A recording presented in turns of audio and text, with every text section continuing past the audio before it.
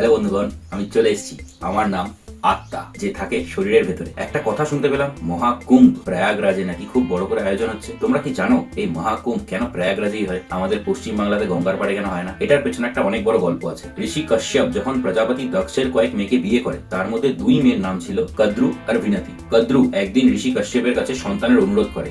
একটা দুটো সন্তান নয়, হাজারখানা সন্তান। ঋষি কশ্যপ আসে, সে তার সন্তানের ইচ্ছে পূরণ করে দেয়। কিভাবে জানো?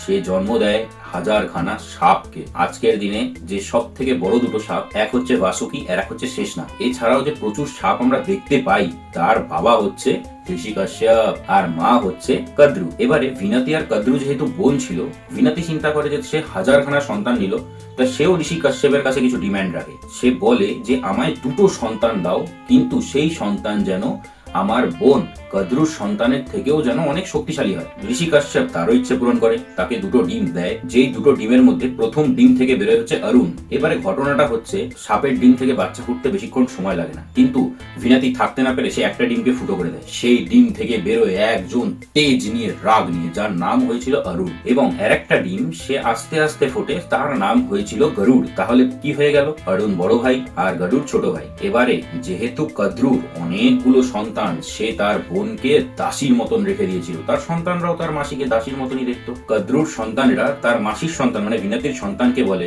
গরুড় এবং অরুণকে, যে তোমরা আমাকে অমৃত কলস এনে দাও, আমি তোমার মাকে ছেড়ে দেব। এবার গরুড় দেব তো বুঝতেই পারছো না, পাখি যে সব থেকে স্পিডে উড়ে চলে যায়, তার থেকে স্পিডে উড়ে আজ পর্যন্ত কোনো পাখি যায়ওনি, নাই যেতে পারবে। গরুড় ইন্দ্রলোকে যায়, ইন্দ্রলোক থেকে অমৃত কলস চুরি করে নিয়ে আসার সময় বিষ্ণু ঠাকুর মাঝখানে চলে আসে এবং বিষ্ণু ঠাকুরের সাথে গরুড়ের একটা লড়াই হয়। তারপরে যেটা হওয়ার, বিষ্ণু ঠাকুর জিতে যায়, গরুড় হেরে যায়।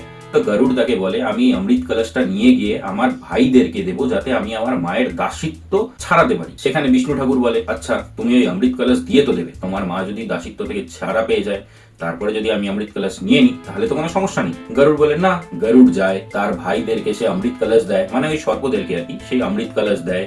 সেই অমৃত কলস পাওয়ার পরে তার ভাইয়ের, তার মাসিকে দাসিত্ব থেকে ছেড়ে দেয়। এন্ড সেই সময় বিষ্ণু ঠাকুর অমৃত কলসকে গায়েব করে দেয়। এবার এখানে প্রয়াগরাজের ঘটনাটা এলো কোথা থেকে? যখন বিষ্ণু ঠাকুর আর গরুড় লড়াই করেছিল অমৃত কলস নিয়ে, তখন সেই অমৃত কলস থেকে ভারতবর্ষের 4 জায়গায় কয়েক ফোঁটা করে অমৃত পড়ে। সেই 4 জায়গার মধ্যে এক জায়গা হচ্ছে প্রয়াগরাজ। আরো 3টে জায়গা আছে, তোমরা বলো তো দেখি। ও, তোমরা তো আবার কিছুই জানো না। শরীরে ঢুকলেই সব ভুলে যাব, বাইরে বেরোলেই সব মনে পড়বে। এরই নাম আত্মা।